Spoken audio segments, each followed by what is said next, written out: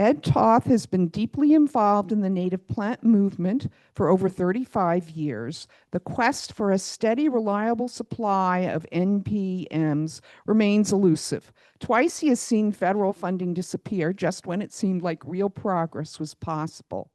Ed will explore the impediments to a truly regional and sustained supply and offer his thoughts on future directions and possible ways forward.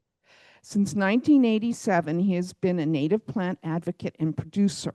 In New York City, he established and directed the city's Greenbelt Native Plant Center, the nation's oldest and largest municipally owned native plant nursery, with programs in seed collection, cleaning, and banking, greenhouse and nursery production, and field increase of seed.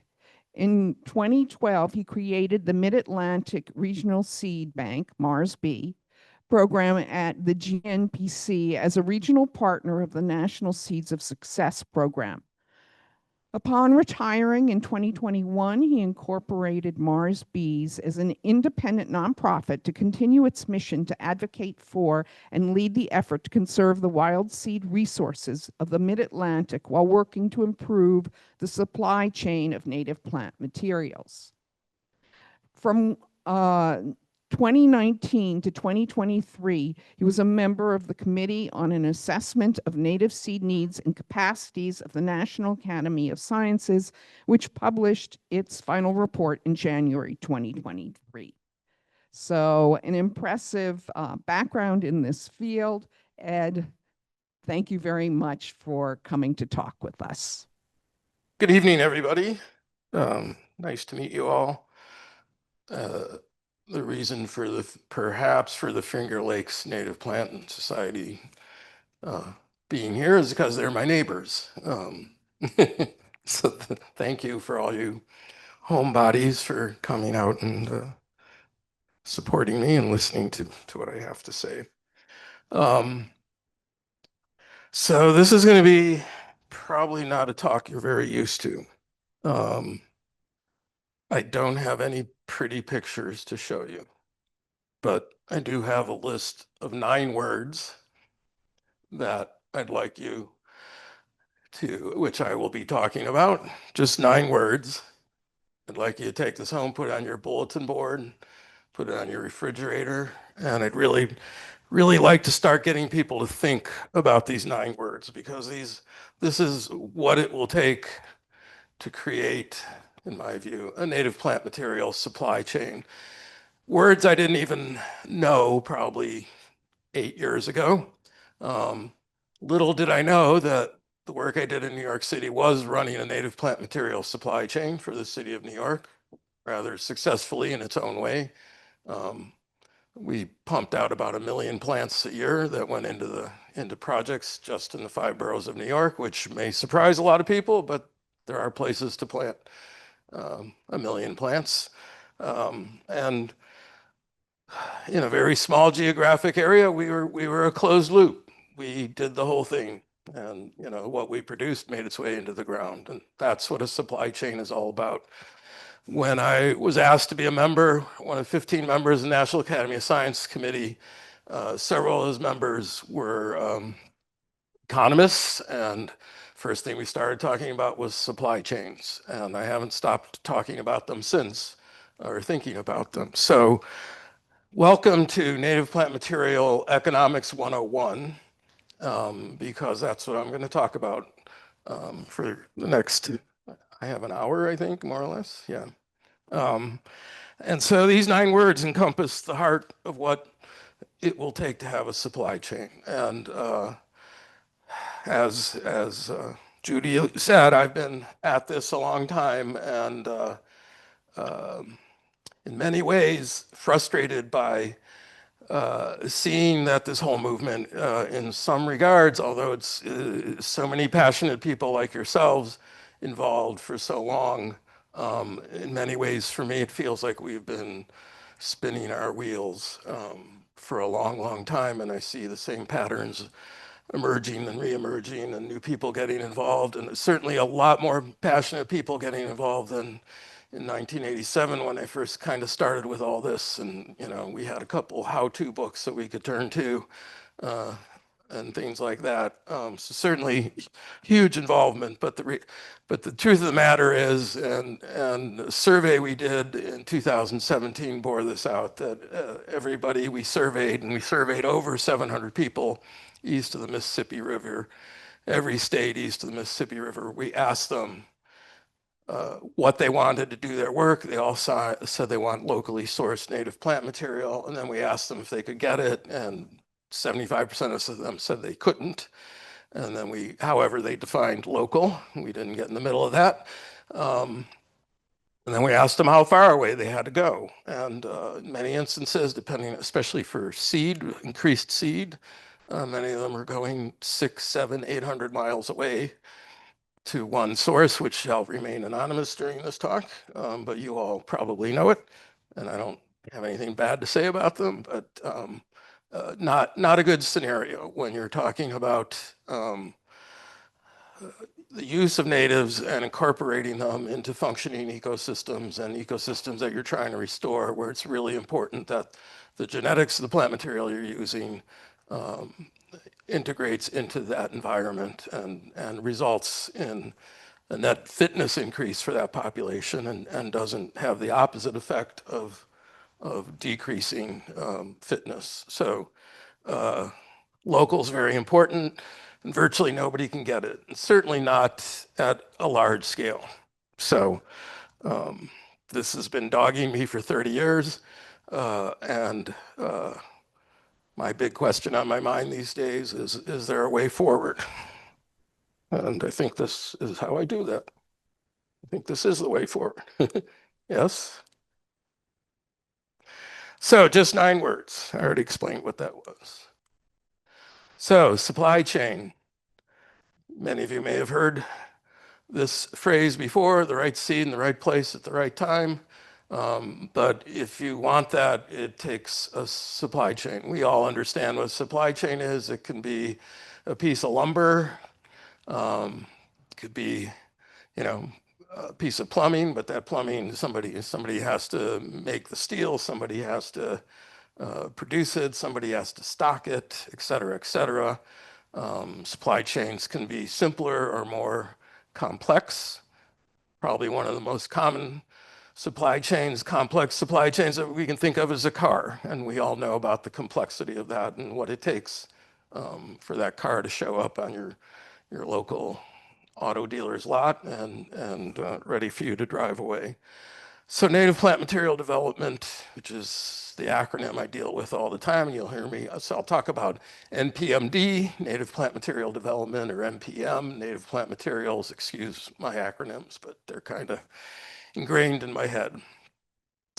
This is a lovely little illustration that was produced recently for us by one of our associates that really shows what the cycle is. And it takes all of these players and all of these various activities so that what you end up with in your planting project is the right seed in the right place at the right time. And it's all these things. It's like, what species do I want? Where should it be coming from? Where am I planting it? When do I need it? What size do I need it? What quantity do I need it? All of these are really critical questions that are part of the supply chain. What it comes down to, and I'm going to be, like I said, this is economics 101. So we're going to talk about supply and demand first of all. Supply and demand absolutely drives the supply chain. When we talk about supplying native plants, we're talking about producers or growers. They could be involved in greenhouse and nursery production. They could be talking about agronomic field production. They can be engaged in this at all kinds of scales, from very small scale, very local scale, to very large scale. You go out west, you can be talking about seed producers that are producing on 100-acre plots at a time. So it's all a matter of what you're trying to address. Consumers or end users, as I call them. This is the demand end of the equation. Could be referring to a time-limited, distinct project that's funded, DOT repair of right of ways next to a bridge project, one time done, move on. Could be an ongoing program, could be a state park system that's doing ongoing invasives control in a state park, so their need is maybe more consistent, more over time. Growers at time are consumers as well. They are developing a business plan. They're looking to who they want to sell to, and they too need these materials in order to make, for instance, retail sales. So, and consumers consume at various scales, again, to very local, as many of you may be engaged in, to much larger scale. But the bottom line truth is that supply and demand need to be addressed simultaneously to build a supply chain. And they need to communicate effectively supply and demand to each other, or the supply chain can't develop and won't sustain itself. If this doesn't happen, then, and I've seen this happen time and time again, producers may arrive on the scene, may be involved in one of these time-limited projects, and they're gone. Or they may simply resort to bad practices. No reflection on them, but it's okay. Maybe I had these materials for a time, but I don't have access to them anymore. So I'm going to go to that certain anonymous source 800 miles away and get my seed from there from now on. We're all subject to realities that we have to live by. If you're a business person, you've got to feed your family, send your kids to college, pay your staff. Understandable. So if the supply chain is not sustainable and consistent in what it's doing, then it continues to collapse and expand and collapse and expand and become rather ad hoc and not something that we can all rely on. Another aspect of this, besides supply and demand, you have to talk about the product itself. So how are plant materials developed? There's two products: live plants grown in a greenhouse, in nursery setting, and increased or bulk seed, which also starts generally with material grown in a greenhouse setting, can be directly seeded as well, but bulk seed is incredibly important, certainly to large scale projects. If you're talking about the West, you're not talking really about anything but bulk seed. If you're doing post-fire recovery of 5,000 acres, you're not going to be planting live seed. You need seed that's derived from the wild and hopefully respective of the genetics and the ecological necessities of where you're putting it out, but you need a lot of it. And the only way to do that is to increase that seed, starting with wild seed, hopefully, as the source. So bulk seed production is a very big, different ball of wax. My own nursery in New York City, we took our own seed that we had collected and we did nursery operations, but we also started to do increase in a small way, generally on 1,000 square foot plots of increased seed. I'll get into that whole system, but historically and through time and to this day still, there are two systems of production. One of them is steeped in traditional agriculture, comes out of the practices of the USDA, practice of providing plant materials to farmers, largely for erosion control. And the other one is based on trying to provide plant materials that, again, integrate into ecosystems, so are derived with principles that are respective of ecosystem management and of seeing that what you produce integrates into the place where you're putting it in the ground. So plant material development has occurred under these two differing systems. One of them is embodied in the USDA and RCS plant material centers. You have one in Beltsville, Maryland, nearby. The ones I'm most familiar with are in Cape May, New Jersey, and Big Flats, New York. They go through this is all relating to bulk seed production, and I'm not going to overly focus on this. I want to move on from it, but yeah, it starts with wild seed. In their lingo, what you're talking about is generation zero seed. That wild seed is considered generation zero or G0. That seed is collected by staff of these PMCs. They trial it for a quote unquote superior performer. They select for those superior performers. So they're going through a process of selection and what they call plant improvement. The process is strictly agronomic in the classic sense of it. The goal is to, once they've gone through that process and they have a selection, is to then take that selection and start to increase it first at one level, again, smaller scaled, to produce what's called generation one or foundational seed. Same thing, those plants, once the selection is done, they're trialed, they come up with production protocols. So others, they can teach others how to grow this themselves. And then they release that named cultivar selection. They maintain a stock of that foundational seed. The process, again, is agronomic. It's a government role in this whole supply chain. It's government funded. But the government, by law and practice, is not to make money on this.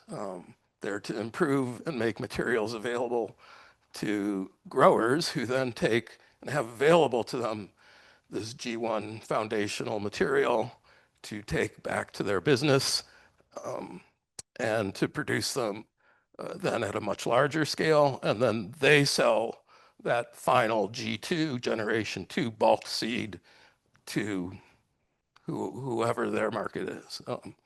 So this is a long-standing practice. I'm going to go into that a little bit as well.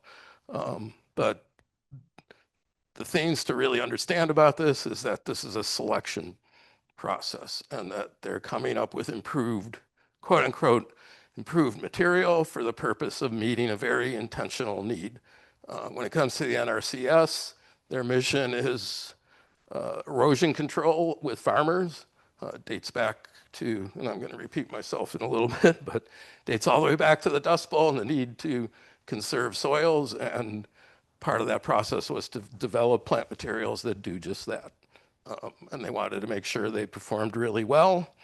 Unfortunately, in many instances, they also selected for highly invasive cultivars that are now out in the landscape as well. So, again, not laying blame, but things evolve, we learn, we make changes, but there was a very specific need for this, and they met that need. The other means of development is what I just call NPMD, or native plant material development. It too starts with G0, a wild seed. It's collected.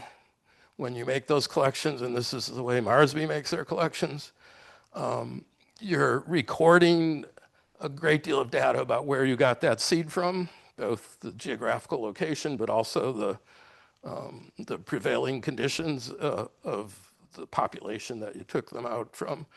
And the goal should be that you are going to match where you source that seed from to where you're going to plant it out. So that, again, you're avoiding these maladaptations and you're increasing the fitness of the sites where you're doing this. So it too, unfortunately, when it comes to bulk seed, it's an agronomic process as well. There's no way for it not to be. You need to farm these things to get to the quantities that you want to use. But the goal in doing this increase is to minimize any selection, intentional or unintentional, that you may do in the process of producing this seed. So just by putting it in a farm situation and growing it for 3 or 4 years, you are artificially selecting for seeds from wild populations that are best adapted to that, and others are going to start to drop out. So there's no way to avoid a certain amount of this, but the whole process is one of consciously trying to practice what you do in such a way as to minimize losing that genetic variability that you started with the wild seed. I'll tell you that at our nursery in New York City, when we were producing stage 2 or G1 seed in our little plots, we would even take a shop vac out into those plots and vacuum up seed that had shattered early and dropped because of high winds or whatever, to try, because when seed matures and drops and shatters is controlled genetically. So if you're going to lose those and you're not going to include them, so G1 seed is meant to be as genetically rich and reflective of the wild as possible, because then you're going to go through very large increases on 10 acres, 100 acres, the sky's the limit. And you're not going to shop vac 10 acres. You're not going to shop vac 1 acre. You're going to do one-time mechanical harvesting. And again, that's a practice, an agronomic practice, where you're going to lose some of that variability. So it's a very conscious method of increase where you're trying to, you're hoping that the end product is as reflective as what you took out from nature as possible. And then that you're matching that bulk seed product with where you're going to outplant it. So as if that isn't enough, complexity. How complex a problem are we talking about?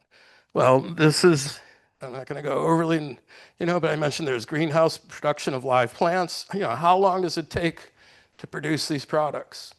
If you're just doing greenhouse nursery production of potted material, fast-growing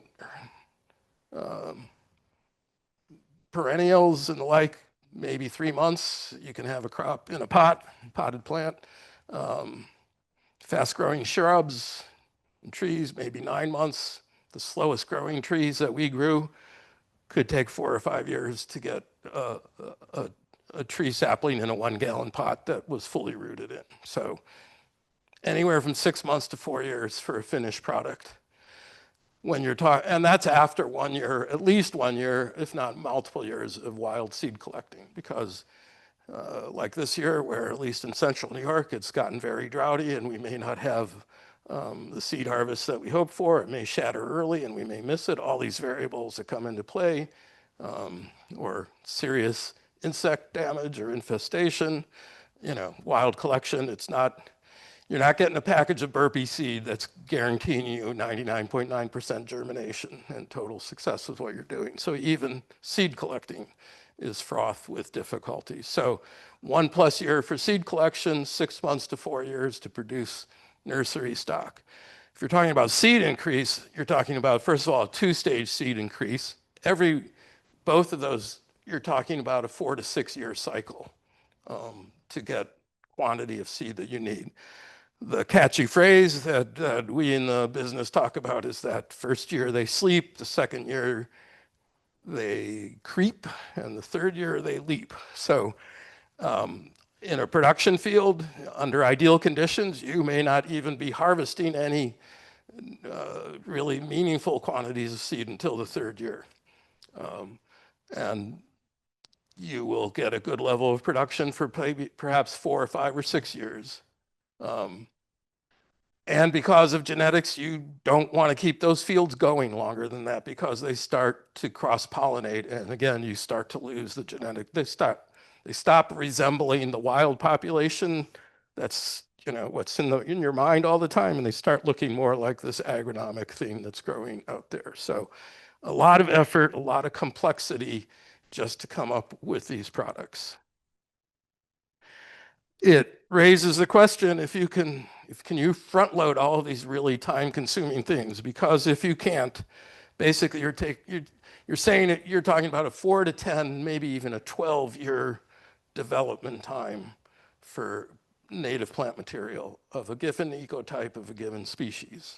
So if you're putting together a DOT right-of-way project and you're looking for plant material in a year, you ain't getting it through this process. You're getting it maybe 10 years down the road. And that's a huge problem. And so we have to ask ourselves, can this be front loaded in any way? Can you do some of these things in advance?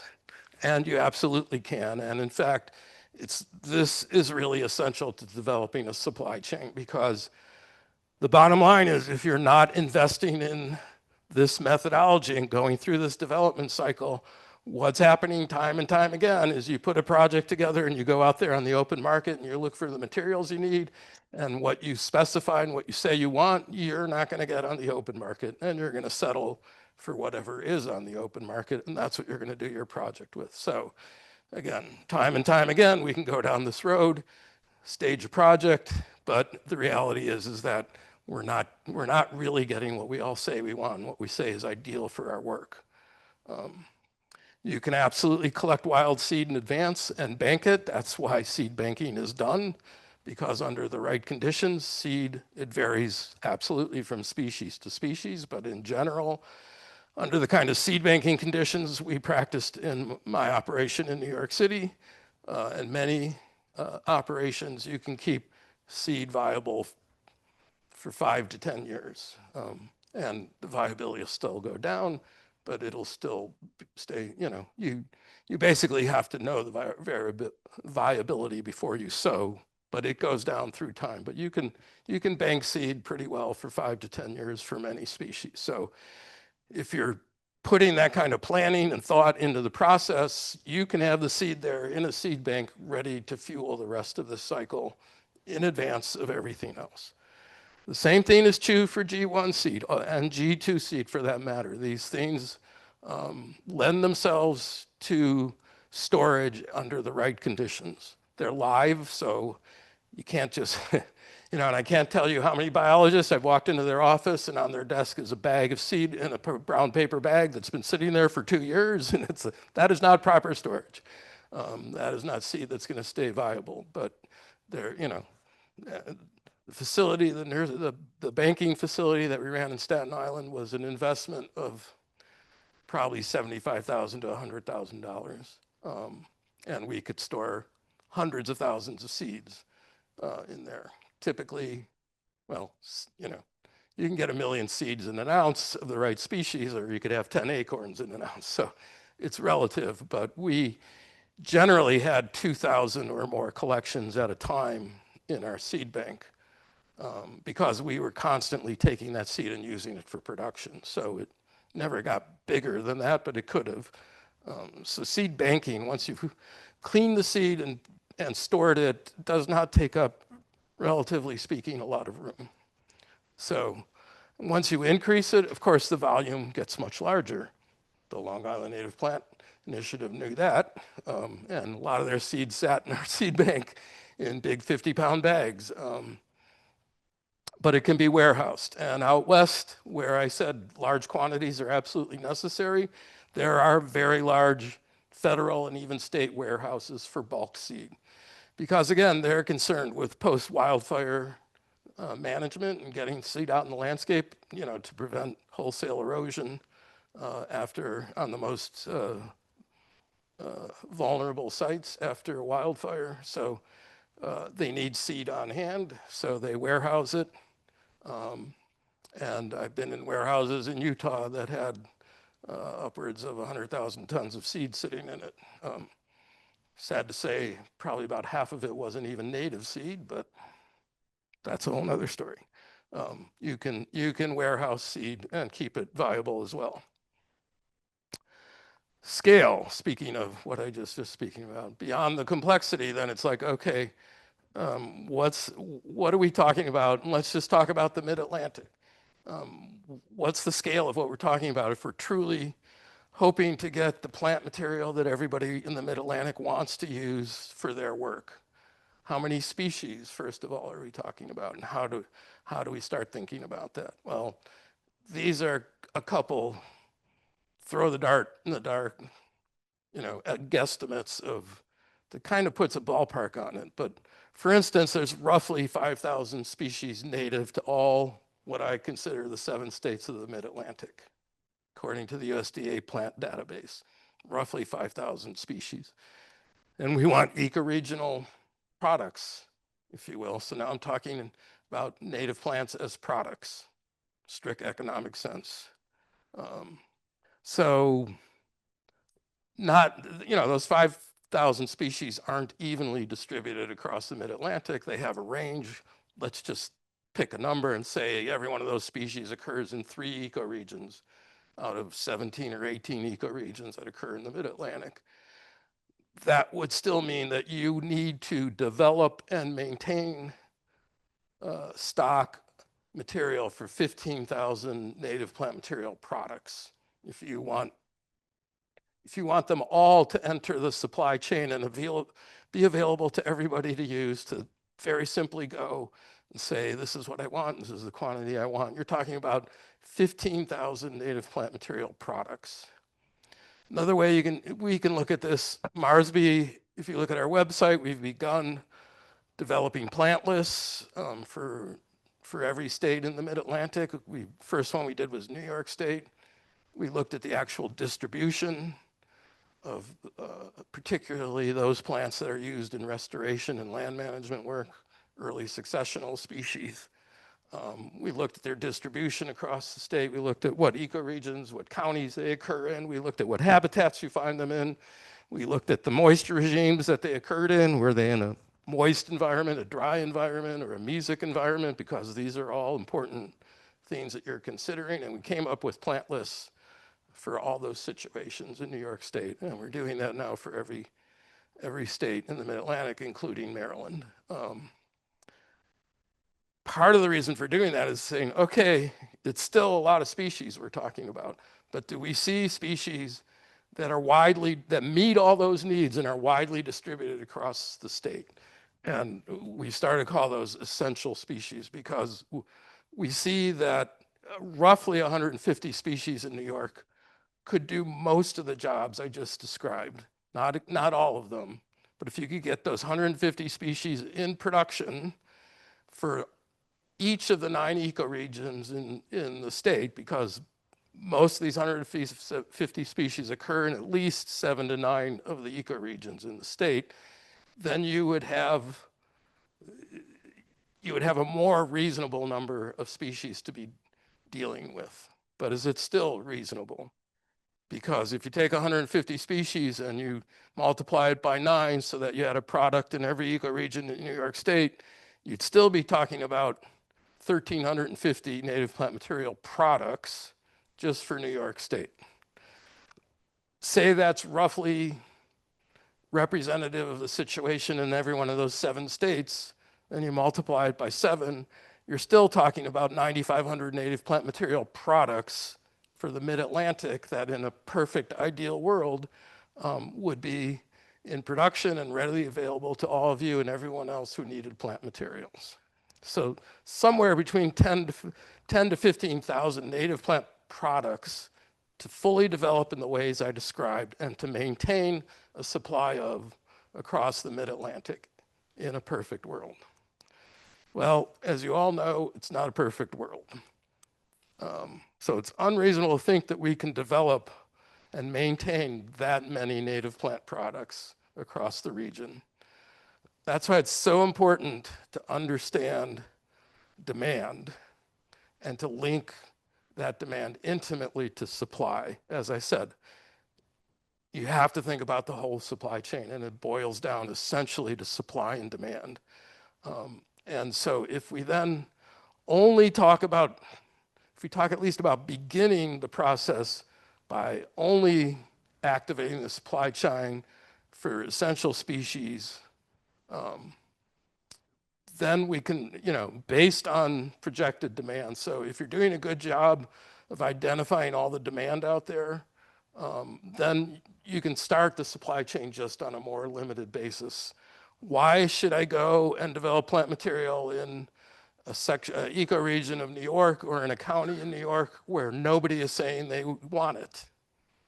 And the history of this movement, through the Seeds of Success movement and everyone else, we've been out there collecting seed and collecting seed and collecting seed and putting it in a seed bank for long-term storage, and basically it sits there because the rest of the supply chain isn't there.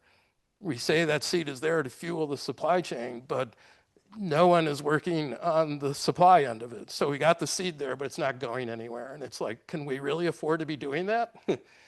Does it make sense to go out and collect 10,000 lines of seed and just have it sit there? It's like, we need to really understand where the demand is coming from and gear up the supply chain to meet real demand, not anticipated demand or unreal demand. Doing that informs every step of the supply chain: how much seed you collect, when you collect it, what species, where you're collecting it from, what you get into production, what quantities, et cetera, et cetera. So a lot of this work is trying to understand demand and then having it inform supply. So economics 101, the next thing we need to talk about is cost. The hard reality I've learned over time is that it's not cheap, what I'm talking about, but on the other hand, it's not expensive either. So I'm here today and I'm taking this dog and pony show down the road as much as I can in the next year or two. I'm here to talk about the fact that if we're ever going to reach those goals, we need to start changing the scale and expectation of the cost of developing a native plant materials supply chain. We can't be talking about this as if we can do this, for nothing or very little. It has a cost. It takes an investment. It frankly takes a government investment. Not a great time to be talking about government investment, but I think it's a real reality. So I appeal to all of you. You're all passionate about native plant material in the state of Maryland. You want to see these things happen. We need to change the conversation away from things that cost a couple $100,000 here and there, a couple $1 million. It's like, what is it going to take to really build a supply chain that does all the things I'm talking about? And where are these funds going to come from? So these are things that have kept me up at night occasionally and had gotten me thinking, but these are just some examples of money that society is investing, either intentionally or by necessity. NOAA makes an assessment, or they did until the Trump administration stopped them recently, but they make an annual assessment of the cost of disaster recovery for the previous year. So what's it going to take, whatever that disaster was, wildfire, flooding, whatever, they add it all up and they say, what's it going to cost just to recover from that? And clearly the majority of that more money is for infrastructure, whether it's a house or a bridge, or any of the other things that get damaged. But we all know that embedded in all that cost of $182 billion is the need for plant material. It's in there. It's in there. I guarantee you, most of the things that we're talking about need some amount of plant material. 182 billion, and this is consistent for the last 5 years that we're talking about this scale of natural disaster recovery in the United States.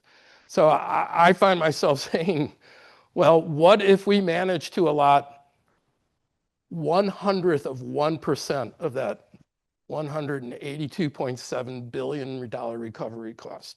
Could we not have the societal will to set aside 1/100 of 1% of what we're spending every year for recovery to develop a native plant material system? If we could do that, we would have $182.7 million a year to fuel native plant material development. And if we want to get really ambitious, and we said 0.01% of that, we'd have $1.8 billion a year for native plant material. So embedded in these huge societal costs is a lot of money.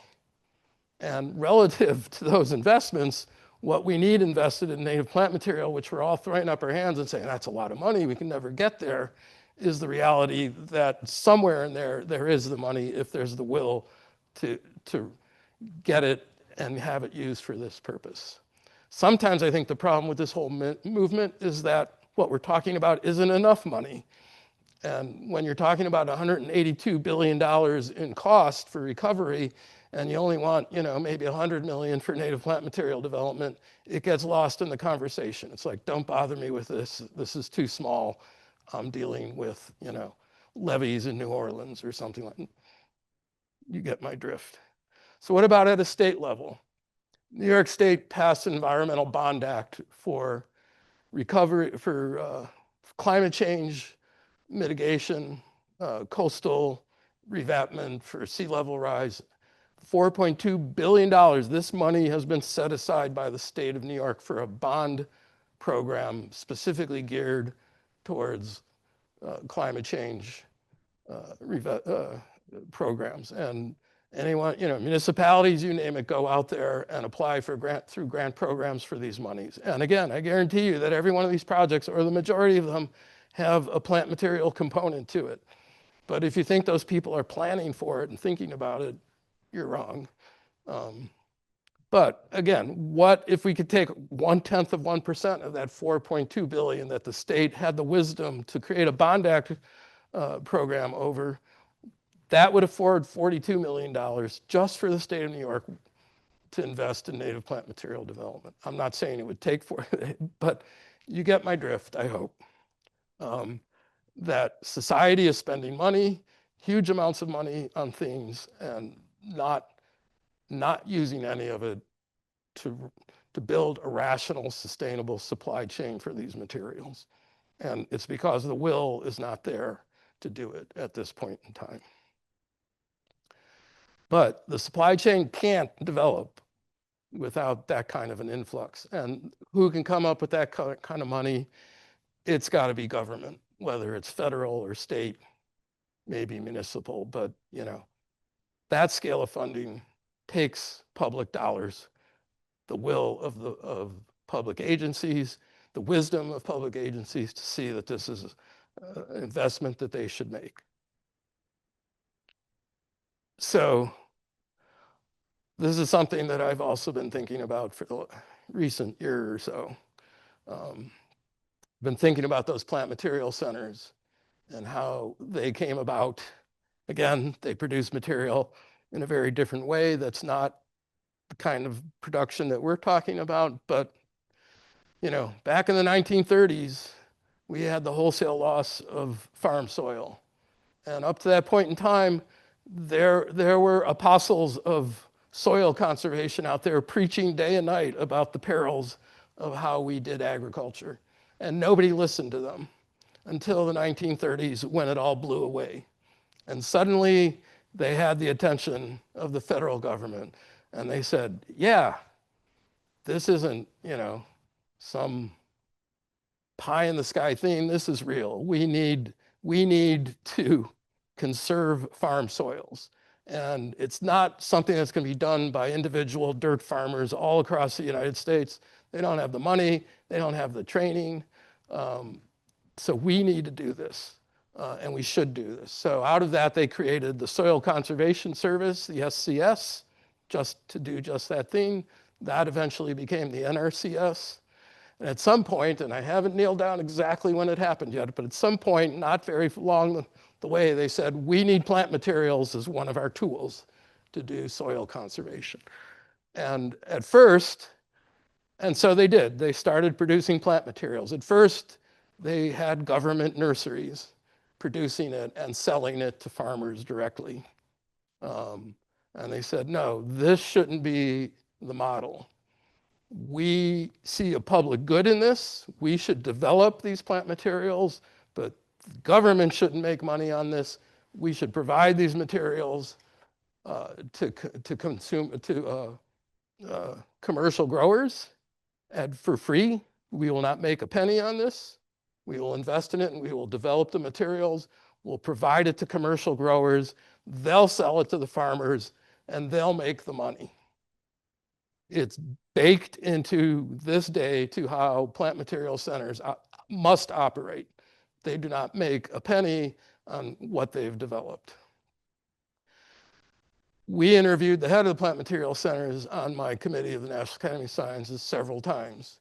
And he made it crystal clear that the mission of the plant material centers as part of the NRCS is still there to serve the need for conservation materials on farms to hold erosion in place. Sometimes minimally, they're dealing with other conservation needs like increasing game birds on the farm and things like that. And they call these conservation programs. Some of them are more significantly conservation related than others, but the bottom line is this is what they're doing. They maintain right now 500 lines of plant material for this purpose across the United States. And as far as they're concerned, they've got all the materials they need to do the job. And they no longer are in the business of developing more materials. They're in the business of advising farmers on which of these 500 materials to use for erosion control. By and large, that's what they're doing. But the intriguing thing is there that government at a point in time said, we see the wisdom in investing in this thing because it's not going to happen any other way. But if we can get there and we can do this, we're doing a public good, and it should be the mission of government to do this. And I say there's an analogy to that to what we're talking about when it comes to native plant material. We don't want to produce the materials in that way, but it's going to take government involvement. And if government realizes that it's a public good and that it should be doing it, the money can flow to do this. But it takes political will. So that's kind of what I just said here. So I'm not going to spend any time. So basically, they develop the materials all the way through G1 stock, and they make that stock available to commercial growers to produce G2 materials and sell it. So for instance, if you're a municipality up and down the East Coast and you're doing dune stabilization projects, you're getting your dune grass from a commercial grower who's taking G1 materials developed by the Cape May Plant Materials Center and handing on that G1 material and not making a penny on it. And they're taking that material and they're increasing it on their own operation and selling it to every one of those municipalities. I will also tell you that the source of every one of those dune grasses is one selection from Cape Cod. And so virtually every dune grass that you can encounter from Massachusetts to the Carolinas has its origin in what was collected from Cape Cod and is now variety Cape Cod. And that's the source of all that material.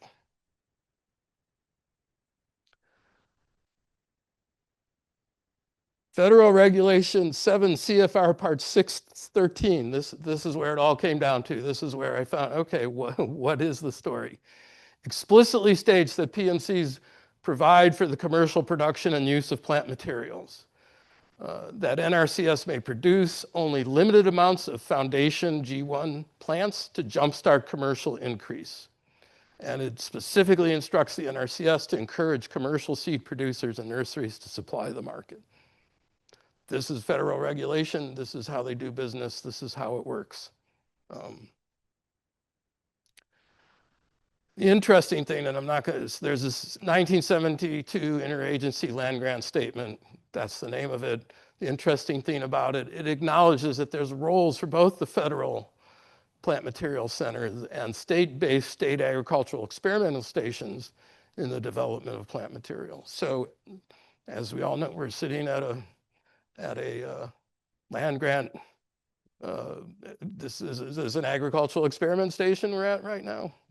Every state has them.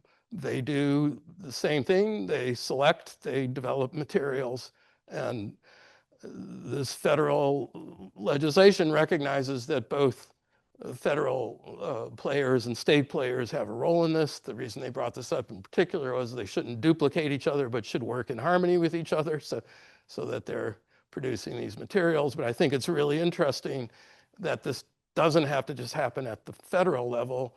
Why can't this happen at state levels, for instance? Why is that important? Well, my experience the last 30 years is that the federal government is an unreliable partner in all this. 2015, in response to Hurricane Sandy, we thought we had the start of what was going to be an Eastern plant material development program. We were up and running, change in administration. Goodbye, Seeds of Success East. Never been revived since then. 5 partners from Chicago to Boston to New York City to Cape May to University of North Carolina, working in concert to collect seed and try and start to build a program. In 2020 through 24, we had the bipartisan infrastructure law, which basically is still sitting there in some form or another. Specifically, what are called Bill ER allocations. ER stands for ecological restoration. The Congress allocated $1 billion into the Bill ER fund pool. I went and looked at the amount of spending as of last fall, the end of the Biden administration. They had only used half of that money and given the, I don't want to use the word allocated, but I'll use it. It's not quite there. They had allocated those funds to partners across the United States to do work, but they'd only used $500 million of $1 billion that were sitting there. And 6-to-1, those funds went west of the Mississippi over the east of the Mississippi. Why? Because the greatest presence of the federal agencies is in the West. 40% of the landmass is in the West. 4% of the landmass in the East is federal. So all these big agencies are operating out West. This is federal money. This is where it went first. But I did a detailed analysis of all the spending through November, and 6-to-1, it was going west of the Mississippi River over the East. 2025, under the second Trump administration, first of all, we had rescissions. My own operation had $400,000 withheld for 3 months. Finally, we got it. Hot off the bad press, October 1st, the Institute for Ecological Services in Oregon, one of the biggest players in the West in developing native plant materials, huge partner with the Department of Interior, on October 1st had 30 federal contracts terminated by the Trump administration, valued at $3.5 million. Gone, including plants sitting in a nursery growing, getting ready to be used. Not to mention, all the partnerships that they had. I mean, there's an amazing letter that they wrote to the public explaining why this was all wrong-headed, that you can look up and read, or I can send it to you. But, here we go again. And then so much of this movement has been started in the West for the reasons the main driver of this movement for 25 years was an amazing woman named Peggy Olwell, the Bureau of Land Management, but she was in the West. And, just time and time again, the West has gotten the majority of the attention and the East has not. For instance, there's federal warehouses all over the West. There isn't a single federal or state warehouse for native plant materials east of the Mississippi River. So in my estimation, it seems to me that the time has come, and this is, if there ever was a moment where we could say it was the best of time and the worst of time, I think we're there right now. If you talk about our fellow citizens across the United States, you either think it's the best of time or worst of time. So it's not a great time to be talking about, capturing a huge amount of public dollars in service to this, but I think the time is right. We need to get active. We need to talk about this at a scale that's appropriate if we ever want this to happen. And I think, if nothing else, I think it should be a wake-up call to those in the East that we need to be looking out for ourselves. And that's at least what I'm going to go around talking about, is like, how do we take responsibility for this ourselves, and how do we make this happen? So is there a way forward? Can states replace the federal government and take the lead on native plant material development? Well, states certainly have the need. If you look at the projects and programs that they go through, whether you're a state DOT or, again, a Parks Department or environmental conservation. And my group is starting to really look at the demand side of the equation and try to understand and do a good job of projecting out into the marketplace what real demand is. You have to look at who are the large scale drivers of the marketplace. There's plenty of room for small scale growers, small scale consumers. I think they're an important part of the picture, but it's like, who are the big players that are really going to drive a marketplace? And I believe it's state governments. It should be the federal government, although again, in the East, even if things were completely copacetic, they're only 4% of the landmass, so it's hit or miss whether or not they're going to be a big player, depending on where you live. Municipalities can be a big player. As I mentioned, coastal sea level rise, all these coastal communities are going to need plant materials. So who are the big drivers? In many instances, I believe they're states.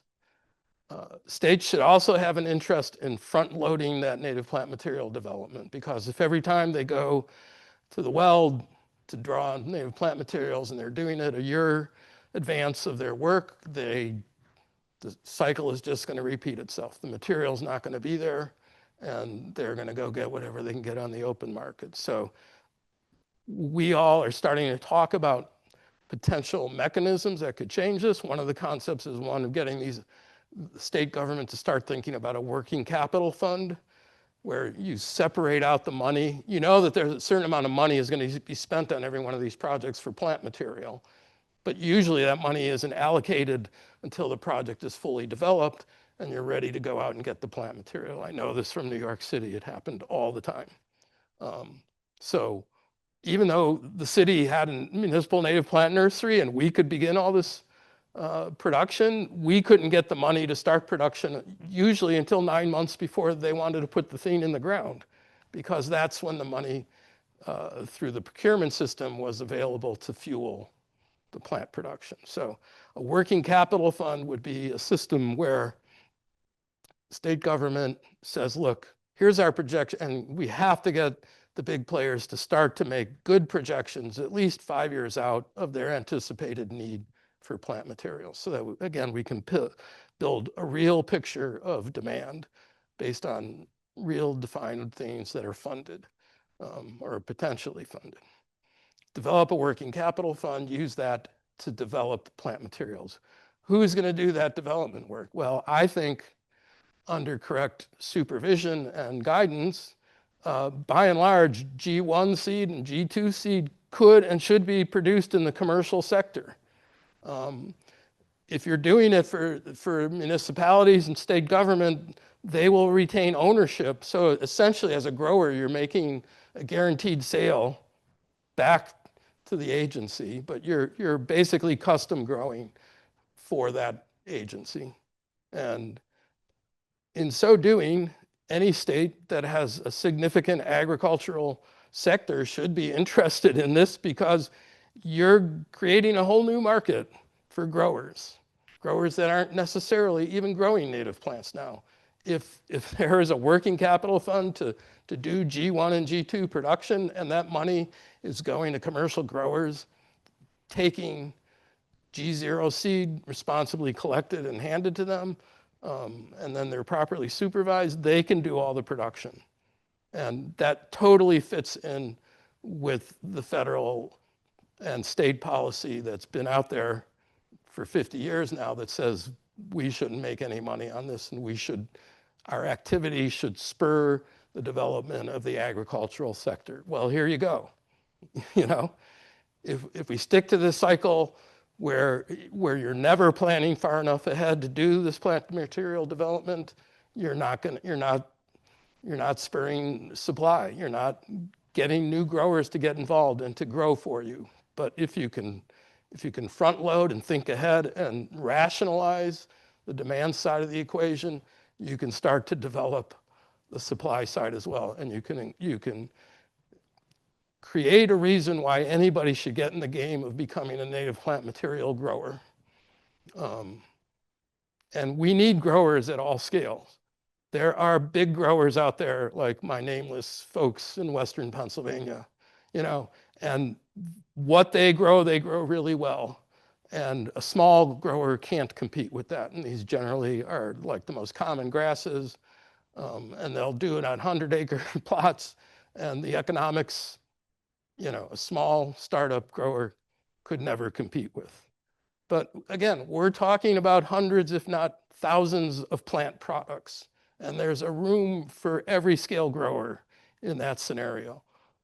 In New York City, many times we did not actually get the contract to grow for city projects. It went to commercial growers, and that was fine. But inevitably, those commercial growers had a business model and a set of plants that they were willing to grow because they knew how to do it, they knew how to do it well, and they knew how to make a profit on it.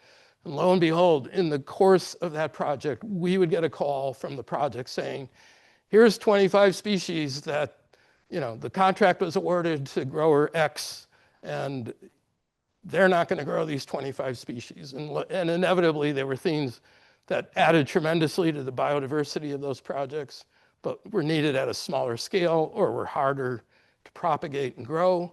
And these growers didn't want to touch those things with a 10-foot pole. They grabbed the contract, provided what they would provide, and said, we don't have the other stuff. I don't know what you're going to do, but that's your problem, not our problem. And inevitably they would. So why? Because we were a specialized nursery, and we knew how to propagate and grow 500 different native species, and we did routinely. So there's room for growers at all scales. If you want biodiversity added into these projects, it's not going to come from the biggest players. It's like, who's going to provide these things? So I think we need growers at all kinds of scale. And we need to be supporting them, helping them develop their business model, helping them decide what they're going to grow, doing a really good job of showing them where the demand is. And so, if the state DOT needs a particular species and they don't need it in the huge quantities of these other things, the grower can say, hey, they want this species for the next 5 years. There's a supply of seed for it, appropriate seed. I'll take that seed. And, I've got a guaranteed contract for 5 years to grow. It's a custom grow. They're paying me to do this. I don't have to go on the open market and worry about selling this. I've got my sale already. I'm making this all sound very easy and free of problems, and it's not. Believe me, there's a million possible ways this could go wrong. So I'm not trying to make this all sound rosy. I'm just trying to suggest, again, is there a way forward? Is there a way we can start moving in this direction? Does 7 CFR Part 613 provide justification for states to support the commercial seed sector beyond simply meeting their own selfish needs for their projects? Well, 613 says that they need to provide for the commercial production and use of plant materials. That's baked into their mission. They need to provide, it says to provide it both through the SDA and through the state agricultural experiment stations. So tacitly, at least, it says federal government could be doing this, states could be doing this. For instance, the Maryland Agricultural Experimental Station, I looked up today, is funded 54% from state appropriations. So again, I don't have all the answers, but I see tantalizing clues and possible ways to get from A to B to C. And it's like, well, there are mechanisms within each state, that could, if properly directed, go towards this effort. The language in 613 was intended for development of cultivars, but why not native plant materials? I mean, if you read it, it's all about cultivars, protecting the verity of those cultivars, et cetera, but it doesn't have to be a system that's strictly wedded to that. Why can't it be for native plant material development? And maybe agricultural experiment stations are the answer, but maybe not. I mean, does it have to be? Why not? At least potentially some other state-based mechanism for doing this. these are all things that, you know, need to be explored and investigated. I do see one possible way, and I'm running a little bit late. This is my last slide. A vision for a state-based solution. Actually, it's my second last slide. A combination of states funding native plant material development to meet their own needs, as I described through working capital funds, combined with recognizing that they have a mandate in 613 to support development of commercial native plant material sectors, growers, and honoring that vision and that directive to do so. Clearly, the funds have to be found to do it. But again, it's not nothing, but it's not huge either. And, you know, we need to try and find ways to do this. One way to think about it is for multiple states, the 7 states of the Mid-Atlantic or the 13 states of the Northeast, cost sharing on these things. And I'm starting to investigate this mechanism that exists for compacts between states. And I have someone preparing a white paper for me on this, and I'm not ready to talk in great depth about it, but there exist compacts between states that, and the ones that I know of have to do with health initiatives that several states in the Mid-Atlantic and the New England area said, we all feel the same about this particular need when it comes to public health, and you know, we can make it happen if we all pool our resources together. And they've signed compacts to agree to work towards these goals. So why not a compact between the Mid-Atlantic states and possibly even the New England states for a native plant material development compact, saying, we know we all want this. You guys have passed a tremendous law in Maryland, right? Saying that Maryland should develop a native plant material program in so many words. I have that right? You know, if we can cost share across 7 states, then you're talking, again, it still ain't nothing, but it ain't that much either. And if you're spreading the cost across multiple states, and I'll just give you one possible example. Right now, today, this very moment, there exist 2, really 3, vastly underutilized federal facilities in the Mid-Atlantic that has very good seed cleaning capacity and seed banking capacity that is largely going unused. That could meet the region's needs. All the small growers out there, anybody that's in the supply side of the game that needs their seed clean, and it's a huge impediment to a lot of growers to even getting involved in the marketplace. That seed could be cleaned and banked at these existing facilities without another penny being spent on infrastructure. What's lacking is the staff to do that work. My estimate of what it would cost to operate one of those facilities on an annual basis would be $250,000 for each of them, $500,000 for the 2 of them. If you shared that cost across 7 states, then you're asking every state in the Mid-Atlantic to pony up $71,000 a year. And if you do that, you could have a facility that could clean all your seed and bank all your seed for the next 5 to 6 to 7 years. As more and more producers get in the game of producing generation 2 seed, you need a much more sophisticated seed cleaning facility. If you want to see what that looks like, go to my friends in Western Pennsylvania that I keep talking about and look at how they clean seed. Because they take the seed in the door, they put it in the first hopper, and human hands never touch that seed again until it comes out at a very, conveyor belts, you name it. Which machine it goes to next, et cetera, et cetera. Large quantities of seed comes out cleaned at the other end. That's the kind of facility we need if we start to really get into the production of bulk seed. And that's going to cost $4 or $5 million. But we don't need that right now. We have 2 perfectly adequate facilities sitting there right now that, for the lack of staffing, could be doing this. One could be in the northern Mid-Atlantic. It's in Big Flats, New York. The other one is in Beltsville, Maryland. So we could have a northern facility and a southern facility And every state needs to pony up $71,000 on an annual basis, and this could be working. The way it could be done is through a signed MOU between that federal agency and the 7 states that perhaps would form a compact around native plant material. So maybe this is a place to start, where we're not talking about tens or hundreds of millions of dollars. We're talking about a $500,000 a year investment spread over a bunch of states. That's it. Thank you. Okay, I do have one pretty picture. Thank you very much, Ed. Questions? I do want to say one question that's in the chat right now because it's a fairly foundational one. Jennifer Baker is asking, what are the 7 states of the Mid-Atlantic? It's so funny because Jennifer Baker is my landlord. I'm assuming this is a different Jennifer Baker.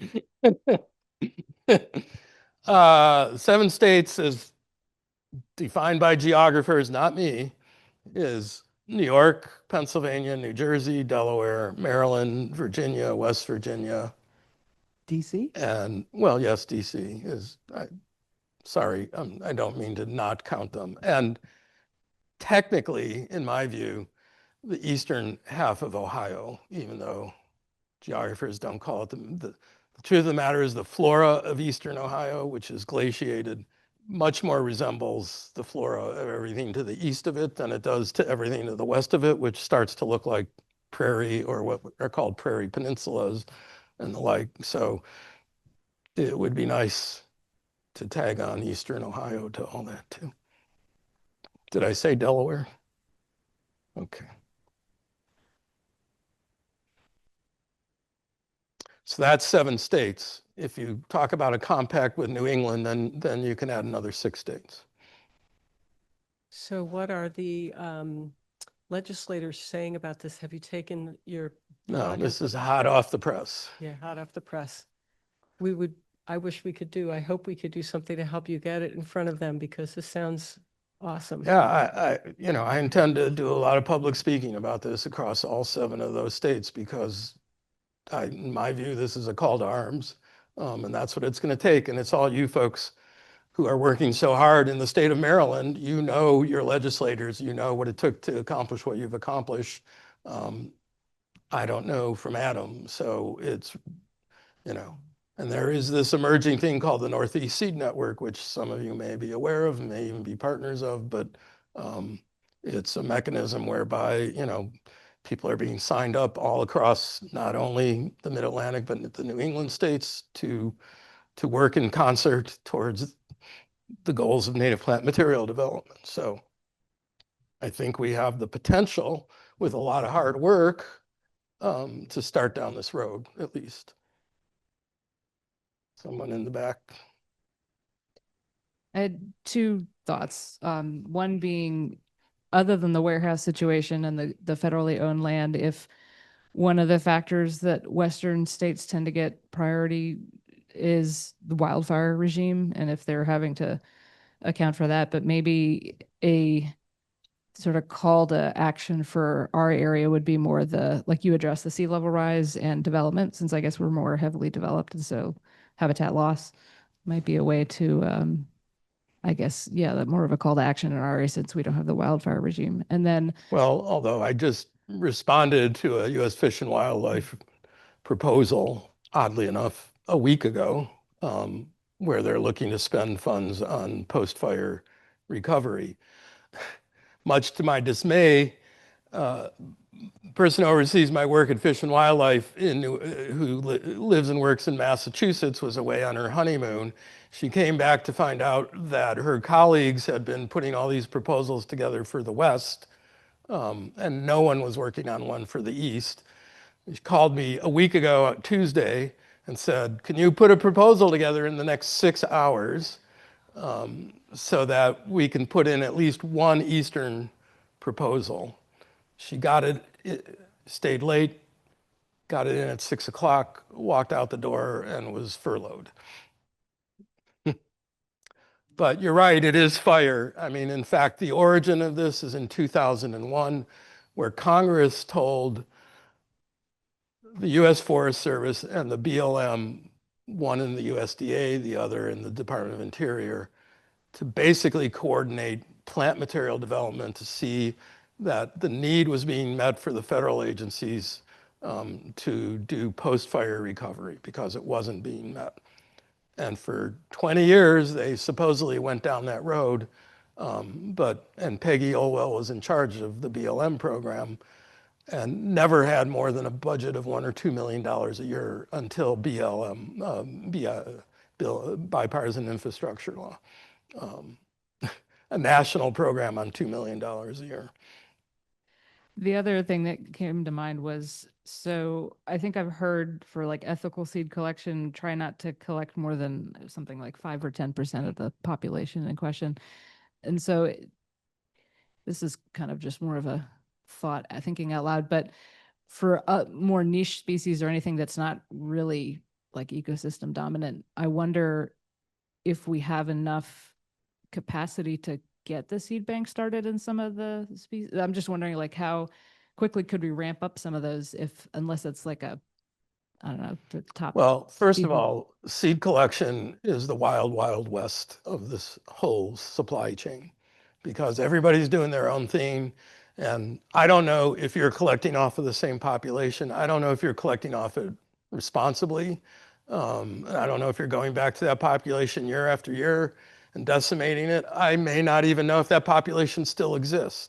So first of all, my organization is called the Mid-Atlantic Regional Seed Bank for a reason. At the heart of our mission is I firmly believe seed collection should be done not by the commercial, and there are commercial seed collectors out there, that this firmly belongs in the public sector, either public agencies, or I happen to believe that it should be an NGO such as the Mid-Atlantic Regional Seed Bank. But, if we're there collecting year after year, we're also monitoring these populations, so when we go out and collect, we're collecting all kinds of data about that population. We're recording, georeferencing every one of those collections. We can say, okay, we shouldn't go back to this population for 5 years. We can make all those decisions. We can have a bigger picture about all these things. We can have the knowledge about whether a population has disappeared. We can help, I said a project site should be matching the plant material they develop to where it's coming from. If we know, we can help an agency to make that decision. We can say, well, we've got 5 different populations that are from the right ecoregion, use these, or don't use these. So I really feel seed collection is properly done by non-commercial sector. Thank you. While we're getting the mic up to the front of the room, Jane Kirshner, if you want to unmute. So I have 2 questions. I don't know if I can ask both of them, but my first one, I put it in the chat.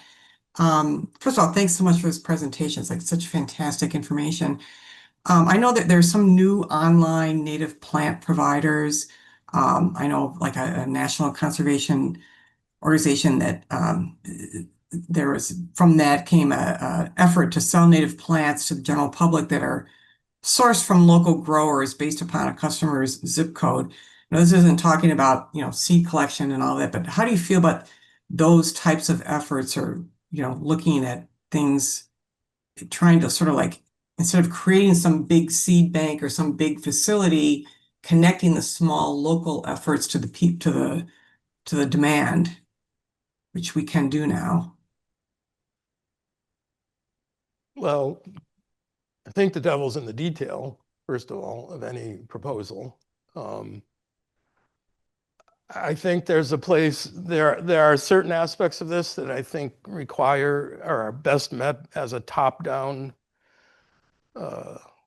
organizational. I mean, MARSB is trying to produce a framework in which the supply chain can operate. We're not looking to be the supply chain. We're not looking to be growers, but we're trying to do things that help facilitate a supply chain to develop. I think there's room and necessity for that kind of big picture approach to some of the problems of developing a supply chain. I think, on the other hand, there are aspects of this that absolutely can be done in a very diffuse model where you've got 1,000 participants each doing their own thing, but I think it takes both things. And what I've witnessed for 30 plus years is a very diffuse model where everybody's kind of doing their own thing, and I look at where we're at and we're not where we need to be.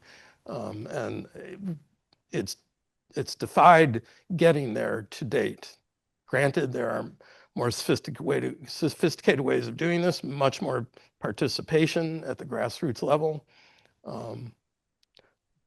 I'm open to anything within reason. I'm not really familiar with the specific that you're talking about, but the devil's in the detail. Okay, great. Thanks so much. Yeah, because I think in terms of the way the digital space is moving, there's an opportunity there. And of course, in that way, it helps these really hyper-local, small folks that are doing this participate. So hope that's something that can be looked at. Thanks again. Yeah. Well, frankly, if I can pontificate for one more moment, there aren't a whole lot of young people in this audience, and I don't know how many are online, but the truth of the matter is the future of all, we need to start, attracting and incorporating and involving, not only one whole generation, but maybe, this audience is aging as we speak. And, I'm not the future. I'm 71 years old. I'm doing my thing here, but not for much longer. And it's like, if we can't, bring in these new generations, it's absolutely critical. I mean, it's absolutely critical. Well, and I can't tell you how many are suddenly unemployed at the moment. And if there's any federal employees listening, first of all, my tip of the hat to you. You are true saints, and I thank you for your work and your service. And what you've been forced to go through in the last 6 months is unconscionable, in my opinion. And nonetheless, I thank you for your service. And if you were, in spite of all that, had enough gumption to listen to this talk, then all the more amazing, frankly. I would like the folks to correct me if I'm wrong. I'm just thinking Ursanga was mentioned at the very beginning, and my understanding was that they are providing local ecotypes and they are working directly with Virginia. And so, like, if that's correct, then would that be helpful? Sure. Okay, so we can basically just provide you with the contact information from Addie. Is that right? You know Ursanga? I know, through Lisa and others, our network of people that we know in Virginia is growing, but I don't know. Yeah, it is an This is an NGO. organization. It's one of the older local ecotype Okay. facilities, and they do an amazing job. And they have, I don't know, hundreds of species. It's quite a pretty decent operation with a very tight relationship with, I think, Arlington and maybe other municipalities in the area where they help with restoration projects. So they have this, Right. a nice guaranteed supply plus access to the Right. nature where they can collect and monitor and so forth. Look, I will own up to the fact that I presented a very black and white picture, very simplified, and this is not simple. It's complicated, and we need everybody, like I said, participating at every level. And part of the reality is that I retired and started this not-for-profit, and I started from scratch, and I thought that would be a piece of cake. Silly me, but we're still a very small operation, and just having the bandwidth to develop all these relationships in a meaningful way is like really, really time consuming. And I wish I had more funding. And if you all know funders who are, anxious to fund MARSB, please let me know, because we're in desperate need. I face laying off 2 staff at December 31st because of the loss of federal funding. So Yeah, it's definitely, we need everybody at every scale participating in this. I'll add, so this is Lauren, in case people don't know, I'll add that I don't know of any other NGO like Rasenga. It's one of the oldest ones around doing Okay. that. So I don't think that it's a thing that's been replicated everywhere, but it's pretty amazing. Arc Wild's doing some good work, not too far away. Pope Farm is here in Montgomery County, which is actually a county facility, which is pretty wonderful. And there's Chesapeake Natives in the area, which is smaller, but trying to make their way.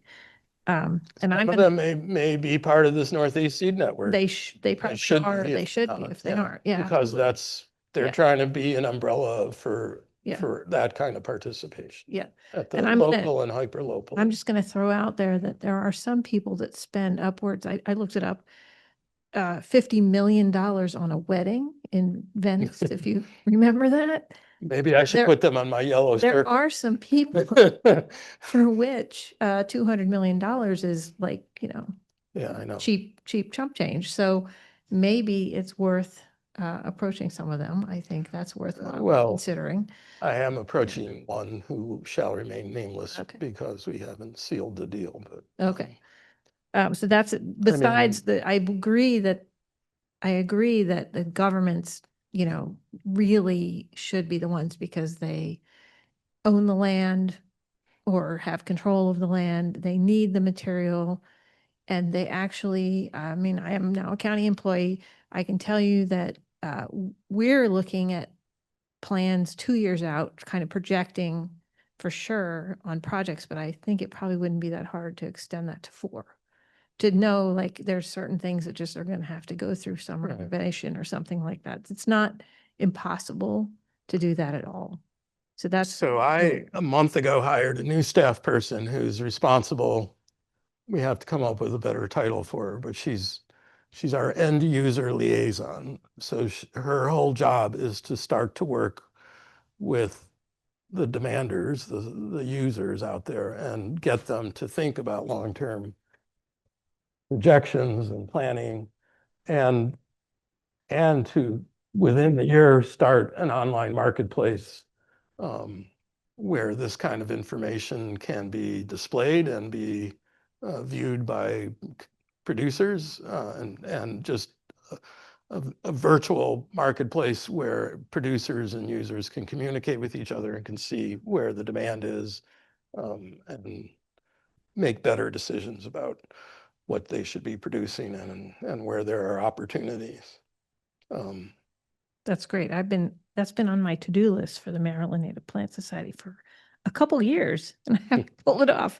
So this is good. And I have to say, there's until 7 days ago, there was that same entity that just lost $3.5 million, was starting a similar national effort to kind of do that, and just sent her on an email today saying she's getting laid off. So, Okay.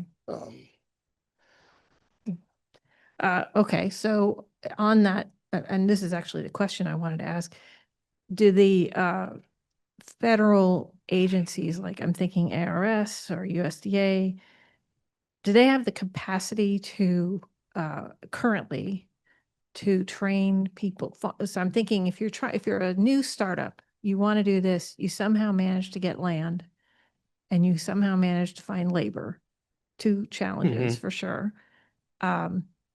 Is there training available?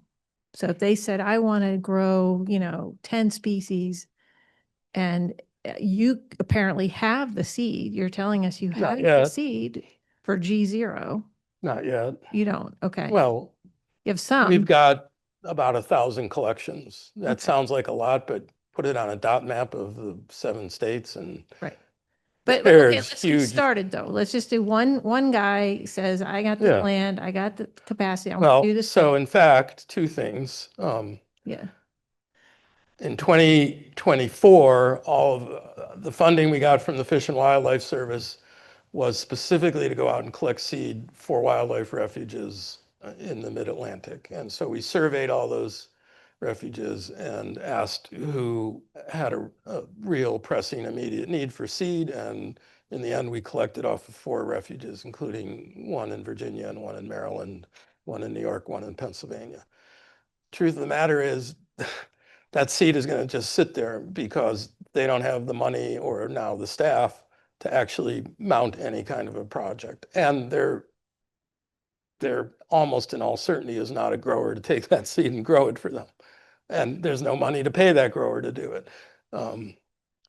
So the other new position that I just hired is to do exactly what you just said. So I now have a full-time employee whose full job is going to be to go out and work with new growers. He's an excellent grower. He did all my seed increase in Staten Island. He's been working out for the state of Montana, and he's moving back east to the wonderful state of Virginia. And he's going to be his whole job is going to be to do outreach to new growers and emerging growers and work with them on protocols and techniques for growing. And in 2025, since it was, again, ludicrous to be collecting more seed for wildlife refuges when they couldn't do anything with it. Every collection we made this year, and we came close to making 200 collections, was specifically working with growers who needed ecoregional seed and couldn't get it. So every collection we made this year is going this winter into the hands of a grower, either in Maryland or New York State, as it turned out, to go into production this winter in their facilities. So I'm right there with you. You know, I could use 20 times the amount of funding I have to do much more of that, but we're making a start at it. To the federal agencies, every one of those plant material centers has at best 3 staff who are supposed to go out and do advisement. You know, one of them is the center director. The other, for instance, at the Big Flats, there's a center director and 2 part-time staff persons. Who may or They're- may not have expertise in native. Well, material. they're excellent growers. I mean, they were there was a day, if you go back to the 60s and 70s, when plant material centers were absolutely humming, and they had geneticists and they had botanists, and they really knew how to do plant material development. But again, I think the funding, for all the reasons, and I don't know them, gradually reduced and reduced and reduced. And again, to the point where the vision at this point in time for those plant material centers is we don't need to do any more development. We've got 500 lines of material. So, there's a center director and there's 2 or 3 people basically there to advise farmers, on what to do. You'll find that some of the center directors on their own initiative are starting to partner kind of outside of that immediate mission. And if you can work with center directors directly, and we involved the one at Cape May in our SOS East program that I mentioned, post Sandy, to work with us. Didn't go real well, but that's another story. But I don't think there's a lot of federal, no, right now there aren't. There could be, but I don't know that the will is there for it, which is why, I'm sorry to state it this way, but I worry and wonder about putting all our eggs in the basket of turning to the agricultural sector to fully partner on this, because they already have a long-standing, robust mission that they're fully invested in. And a lot of them, don't see this as part of that mission. So we do have a question in chat that I do want to ask because it's pretty good. Concetta Gibson says she's a garden designer, consultant, and state registered plant broker, and she's wondering, how can her growers and suppliers get native plant seed? What can she do to support them in the process? Well, we're, with all the funding we had this year, I sent my 2 collectors out, and everything they collected is going to 5 or 6 or 7 growers. And that's at that's all we can do. So in order for their, I went to Washington asking for $18 million out of Bill ER to run MARSB for the next 5 years. That would have put 2 full-time seed collectors in every state in the Mid-Atlantic on a 5-year basis. That, I think that's a good start. I don't know if that is enough, but if there were 2 full-time collectors in each state in the Mid-Atlantic, year in and year out, collecting seed, we'd be a lot further along than we are right now. And so the only impediment to that is money.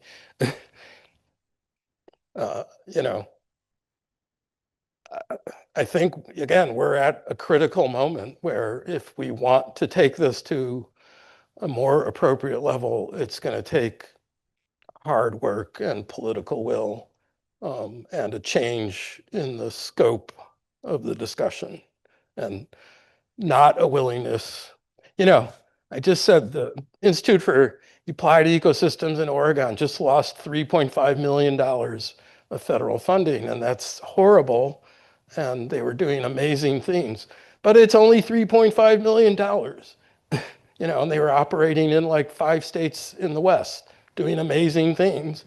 And it's really tragic for them that they're losing 3.5 million, but it's like, they should have been losing 30 or $300 million, because that's what's needed, and for in 2015, through mainly the efforts of Peggy Olwell and others, we produced a national seed strategy that looked at what it would take to have a national program that truly reached every state in the United States. And they managed to put together a business plan and an estimate of what that cost would be. There's like 64 action steps in that strategy. And to implement every one of those, they estimated it was around $1 billion a year, which sounds astronomical, but that's a plant material program truly in every corner of the United States, doing 64 action steps. So I'm not saying, and come on, Peggy Olwell didn't think she was going to get $1 billion a year to do this, but that's what she was doing. She was changing the level at which this discussion was being held. I told you she had been operating on a national effort on $1 million or $2 million a year since 2001. So, some of these things are done symbolically. Some of them are, you set the bar up here and you hope you land here, right? I mean, you've got to be smart about these things. And we need that kind of elevation of the discussion. It resonated with me what you said about land grant institutions stepping up and Mid-Atlantic states stepping up. And I'm just wondering, and maybe this is already occurring, but I feel like there are a lot of folks who just don't know this need, and how do we get them at the table? And, would it be helpful to say, for instance, host a panel of some sort where we invite government folks who make these kind of spending decisions? I know at least Maryland, I'm sure other Mid-Atlantic states are also struggling at the moment, but you're right, $71,000, per state per year is just peanuts. So. I'm 71 years old and I'm tired of planning and committees, and I'm sorry, that's where I'm at. But it's like, what I really want to do is start getting to know people in every one of these states, like you and Judy, and that have managed to, that know your legislators, that know to some extent how to work the system. It's like, I want to start working with all you people, figuring out state by state how we message this and get it where it needs to go within your state, and then start talking, I mean, you start with one state, right? If one state says, yeah, we're in the game for a compact, then it becomes easier for the others to start talking about it. I mean, I have good and emerging contacts in New York State because that's where I'm located, but that's why I'm willing to take this talk on the road. And, the whole point for me is to start to find people in those 7 states who are ready to take action because 71 years old, I don't have a lot of time for action. All right, well, we're going to get to work, Ed. Great. So I think we're going to be wrapping up in a second. I did want to very quickly mention that there is a talk on the Maryland Native Plant Society YouTube channel by Peggy Olwell about the National Oh. Seed Strategy. So check it out. Sadly, I have to tell you that Peggy Olwell retired in late February because she read the writing on the wall. And so Peggy Olwell is, Peggy Olwell is the godmother of this movement, dedicated 20 plus years of her life. And if you know Peggy Olwell, you know what a dynamo she was and a person who did not take no from anybody. I admire her tremendously, and this is where we're at. Well, thank you very much, Ed. Thank you. Very interesting information and Put this up on your bulletin board. a call for action, right? Great audience, great talk. Thank you. Thanks.